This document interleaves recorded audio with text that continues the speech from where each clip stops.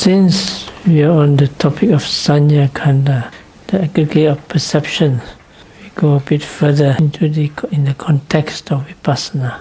Yesterday we were talking about perception, and I hope I made it clear the difference between perception and consciousness. If it's not clear, never mind. Just be mindful and you are actually watching both. Yesterday I said that what is the proximate cause of perception is the object. And so if the object is clear, that means the signs of the object is also clear. If the object is very subtle, the signs are also subtle. And so you watch it, the nature of consciousness becomes more obvious, more apparent. We also mentioned some instances in your meditation when you are actually watching perception. For example, the noting mind, the noticing mind. This is when you watch this, you're actually watching perception. And you understand this perception, and you watch perception, the three characteristics, then it can be very subtle and consuming, because you will see the whole world that you know is empty. That's why the sutta says that perception is like a mirage. And then we went on to tell about the different types of perception that comes with insight. So tonight we go a bit more into this, because it has practical, it's instructional and practical. First we briefly mentioned these three characteristics. So he says impermanence, suffering and non-self. And these are three aspects of reality as put before a person who is not completely realized. Like the Buddha or the Arahants on this side, and this promising young man or woman is on the other side, very intelligent, not yet enlightened. And so how do you describe him? Come this way, which way? How? Look for the signs. From Milano, you want to come to Piandici, look for the sign to Torino. And so when you go towards Torino, then you look for Piacenza.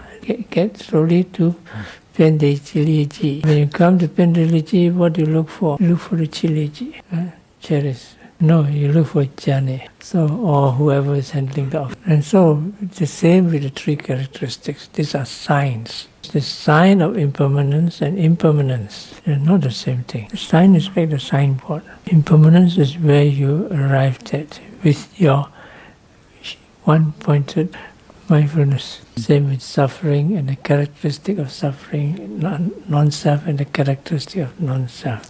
So, the sign of impermanence is the momentary arising and passing away of phenomena. Because the moment you see it, it disappears. And suffering is the oppressiveness of that state. The non-self is the nature of the state. So in short, we may say that impermanence, suffering, non-self is the same thing, because they are the basic empirical knowledge, completely free time, space, person, and all concepts. So before you go to that, you get the characteristics first. So when you see the characteristics, then you go to the actual reality, transcendental reality. So, but before the characteristics, you have one more other steps before it. These are natures of the object that you watch, which bring you to the characteristic. For example, for impermanence, it will be change. So you watch things come and go. For example, from the further end of that range, for example, death. Death, normally what we understand, is very much connected with concepts. For example, this Mr. ABC is going to die. He's dying. He's dead. Okay? There's still Senor ABC there. But even that, you look at it, it can create some transformation in you. So when you go to contemplation of characteristic, you don't see the Senor ABC, Senora or Senora DEF. So you watch rising, falling, Senora ABC is not there. There's just a rising, falling, rising, falling. And he sees the change in the rising, falling. He sees the change in the pain. So some changes faster, sometimes the change slower. Sometimes the pain takes long time to disappear, very quickly. So it's a different rate of change. But actually change is just change. There's no different rate, fast or slow. Change is just change. Some concept there, so it's not yet so close to the characteristic, but it's getting closer. You're getting there. Now we come to this sanya. Sanya is knowing the object according to the marks that he sees. Visuddhimagga gives the example of a small child. You give a coin to the small child, what does he know? Unless he's a financial genius. He was born to rule the world of finance. Otherwise, you will just see something round and something shiny. So you have to be careful. The small child works on very basic instincts. And one of those fundamental things, I remember when I was small, I used to play with my mother's box of buttons. Because my mother does a lot of needlework and sewing, and so she has a whole box of different types of buttons, and that fascinated me. And so I started to play with it.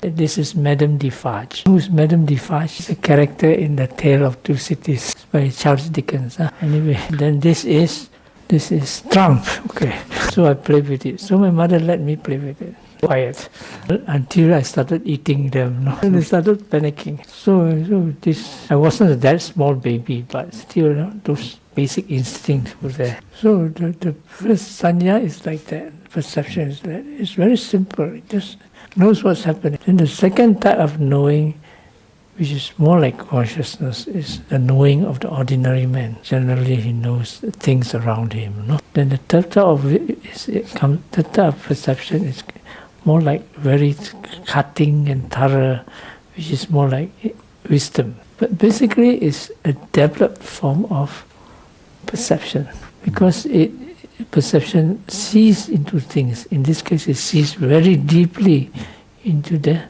nature of the object. Now, this is basically knowledge, but it could be worldly knowledge, it could be spiritual knowledge. When you come to meditation, it must be spiritual, though it comes with very sharp mindfulness to perceive deeply into the nature of the object. And mind you, this is not thinking. Usually people think that wisdom, understanding comes with a lot of thinking, contemplation. But this doesn't come with thinking or concepts. So it is experiential, empirical. So that is actually sanya, perception, mindful perception of realities being very sharp and penetrating. That means if the person's perception is so well trained, when he looked into something, he can go into the object and understand the nature of the object. That means the object becomes like a book to him. When you look into the object, the thing is all the stories are there. So if a person sharpens his mind to read minds, you look at Helena Gogelova's mind, she will know everything about Helena Gogelova. All her deep secrets you will know. Even though she herself does not rationally know, you know. She becomes an open book. Dangerous. No more privacy. But don't worry, because one who can do that won't want to read your mind, because mostly they're all rubbish. So you understand this thing called perception. That how it becomes the wisdom faculty. It could go the other way. That means with wise attention, mindfulness and wisdom, but unwise attention, it becomes wrong views. So in the case of this development of anicca sanya, that means anicca sanya, perception of impermanence, not just perception of characteristic of impermanence, but impermanence. That becomes definitely a wisdom. So for example, you want to develop the perception of impermanence.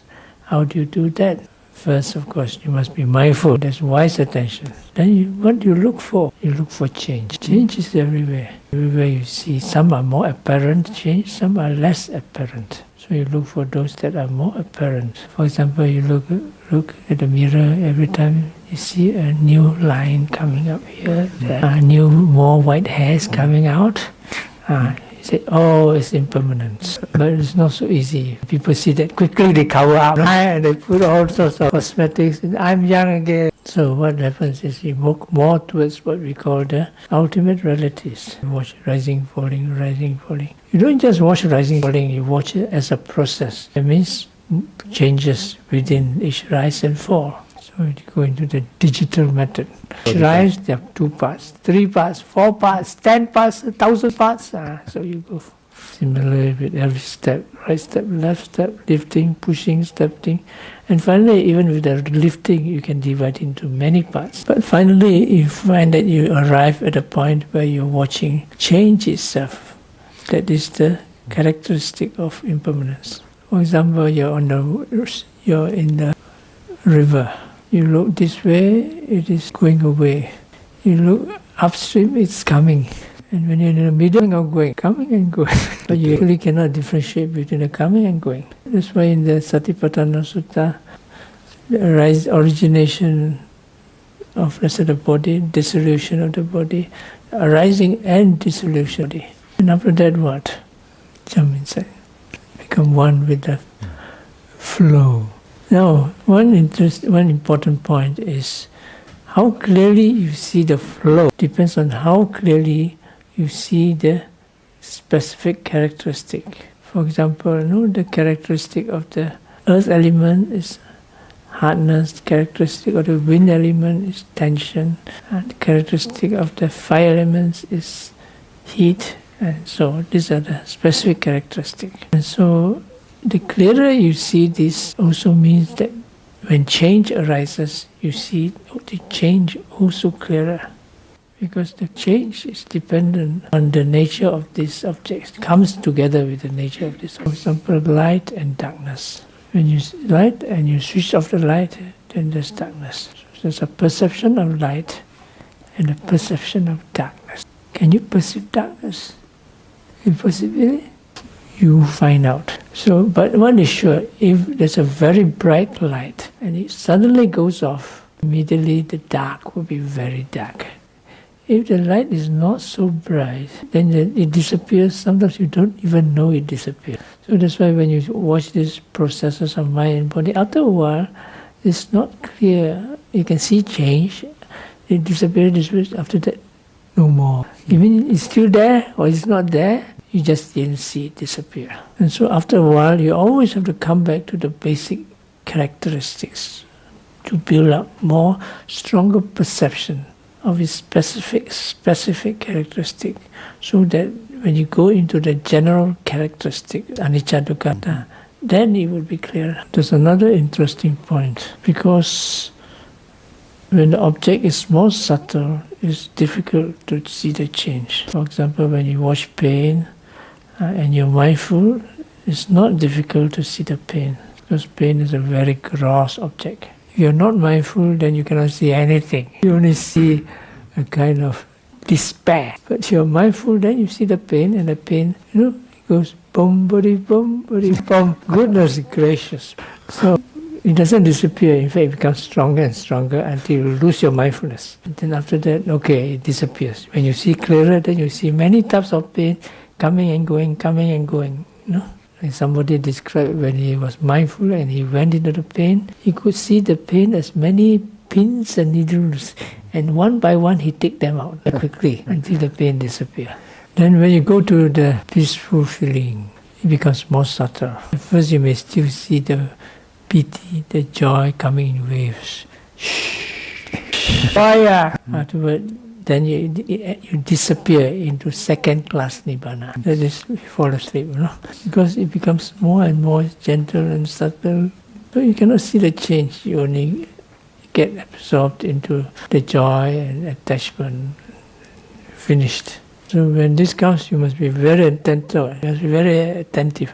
Getting subtle. I must not lose the mouse. Cat following the mouse. And then you see the impermanence in a more subtle state.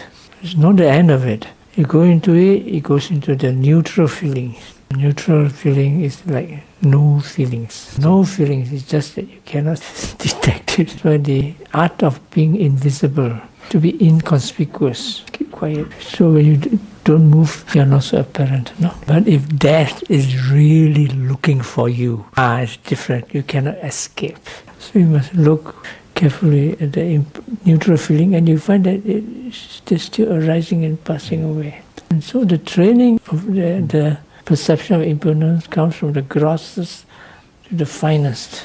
So finally you arrive at the real characteristic of impermanence, and when you arrive in that, when your mindfulness is strong, it automatically jumps in. Now what happens, you can do more, is once you arrive at the perception of impermanence, then, or the perception of the characteristic of impermanence, then you can apply it to all other objects. So when you know how to apply that, you just do the step of the process of superimposition. For example, using the example of pain again, there's one type of pain that comes from disease. For example, cancer of the bone, cancer of the liver, very painful. If you try to be mindful of it, watch it, it won't go away. You just end up you being more depressed because that pain will quickly devour all your mindfulness that you have. But we advise people, you don't watch that type of pain first. You develop your mindfulness by other means, just like David and the Goliath. David, can he fight with the Goliath? I learned Kung Fu, so he started punching the Goliath. The Goliath said, please, you must be joking. Finish. But there's a way. So he trained with his sling. But he must practice a lot, no? His aim must be, go for the eye, cyclops, only one eye, I cannot see, finish way. Similarly, when you come to this type of pain, even the strongest pain has this vulnerability when it comes to reality. You have developed the strong mindfulness, perception, sharp perception, so you aim at the impermanence. The moment you see the pain, it cuts through, depending on how big the Goliath is. In such serious cases, you have to cut many times. Chop, chop, chop, chop. When you see the pain starts breaking apart, then at least there is some relief. So the perception of impermanence is like a delete button, but it goes with the nature of this Paramattha Dhammas. So when you see a boss very angry, you do delete button, delete. What happens? Finally, your job is deleted, and you are also deleted, but you don't mind because there's no self. That's in brief the perception of impermanence. Now we talk about the perception of dukkha sanya.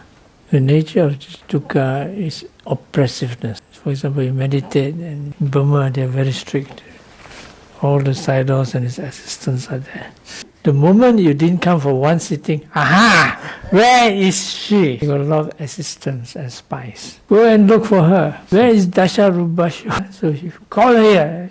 Then you call her. Next time, I want to see you here. Otherwise, I won't see you again. And go home. So you find it very oppressive. So this is suffering in meditation. It can come under spiritual suffering feelings. But here we are concerned with more deeper realities. This is the suffering that comes with the, with the impermanence. So in this sense, it is more accurate to say the oppressiveness that comes with moment-to-moment change. But this comes only when you can see the moment-of-moment change. So do you see suffering before that? Of course, because there's so much suffering in the world. So in the beginning, again, at the extreme end, there's dukkha, suffering of the pain of the body and of the mind. It is in a way an expression, a manifestation of the deeper types of dukkha.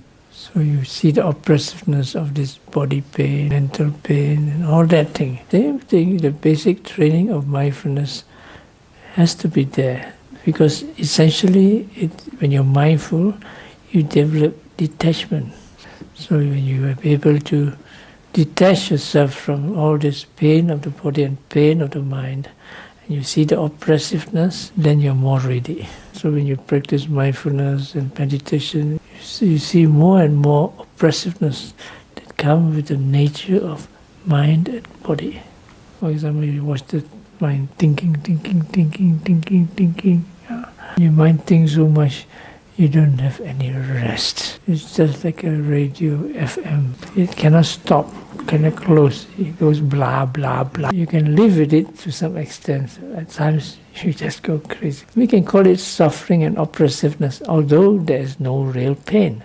But you have to get away it, you have to face it. The first step to solve a problem properly is to direct encounter. Then when you can direct encounter, then maybe you can resolve it. And so, if you have developed impermanence before, it is an advantage. So you can see it come and see it go. When you see pain coming and going, it's better than just coming. And if your perception of impermanence is better, then it's only going. And finally, it's gone. But they are not the end of the story, because it may not be pain, but it's still oppressive, which does the same thing to you, give you stress. But energy is too much, you cannot sleep. Energy by itself is neutral, but too much of it also is oppressive. So all this nature of oppressiveness is found in all formations. So this oppressiveness becomes finer and finer.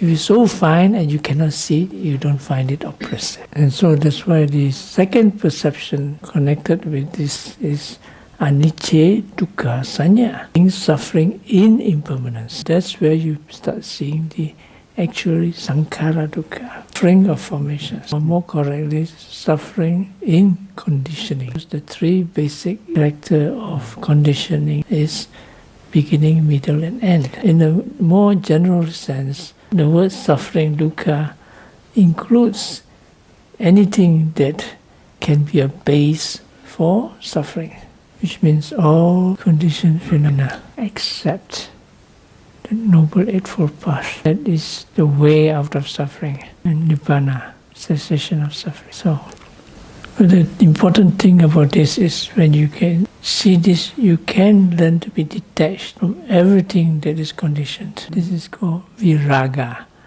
dispassion. Because unless you see suffering in conditioning, this disenchantment will not arise. It may arise in many things, but there's still something that you are quite happy and contented and get attached to. For example, there was one case where this Malaysian, I was talking to this monk, it's a Chinese monk, Mahayana. He was very kind and he lent me his cave to meditate, luxurious grotto, because he's got made a room inside the grotto with glass and everything. Very nice place. Anyway, we started discussing about meditation. So he was telling his meditation is what he do is he does chanting, repetition of the Buddha's name, and in the end there's only the chanting, and he throw away the chanting. When he throw away the chanting, everything disappears. Because I kept noble silence. Otherwise, I would not have the cave to meditate anymore. Because I didn't believe him totally. Because when he throw away the thing, he still has attachment to other type of formations. It's not so easy. So usually if people don't experience enough sankhara dukkha, very unlikely they get liberation, total liberation. We stop here tonight. We talk about anatta tomorrow.